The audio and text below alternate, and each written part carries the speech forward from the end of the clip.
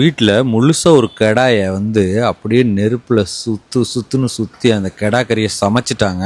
சமைச்சிட்டு அவங்க பையன்கிட்ட சொல்கிறாரு, இந்த கறியை சாப்பிட்றதுக்காக நீ ஊருக்குள்ளே போய் நம்ம பக்கத்தில் இருக்கவங்களையெல்லாம் கூட்டிகிட்டு வாடா அப்படின்னு. இந்த பையன் மெதுவாக போயிட்டு ஊருக்குள்ளே போய் யோசிச்சிருக்கான் யாரை கூப்பிடலான்ட்டு. அப்போது ஒரு நினப்பு வந்திருக்கு, திடீர்னு தீ பிடிக்குது, எங்கள் வீட்டில் தீ பிடிக்குதுன்னு கத்திருக்கான். கத்தும்போது யாருமே வரல. நிறைய பேர் எதுக்குடா அந்த வம்புன்னு கதவை சாத்திட்டு வீட்டுக்குள்ளே ஓடிட்டாங்க. சில பேர் மட்டும்தான் அந்த தீ பிடிக்கிற வீட்டை எப்படியோ காப்பாற்றணுன்ட்டு பக்கெட்டில் தண்ணியோட ஒடியாராங்க.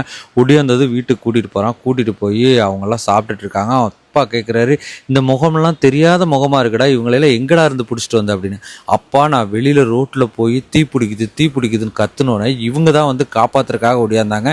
இவங்களுக்கு தான் நம்ம சாப்பாடு போடணும், இந்த கறிசோறு அப்படின்னு சொல்லியிருக்காங்க. அப்போ அதில் அவங்க அப்பா புரிஞ்சுக்கிட்டாராம், உண்மையிலே நமக்கு ஆபத்துனா வர்றவங்க தான் நல்லவங்க, நமக்கு ஆபத்துனா கதவை மூடிட்டு ஓடி போகிறவங்களுக்கு எதுக்கெல்லாம் போடணும் அப்படின்னு.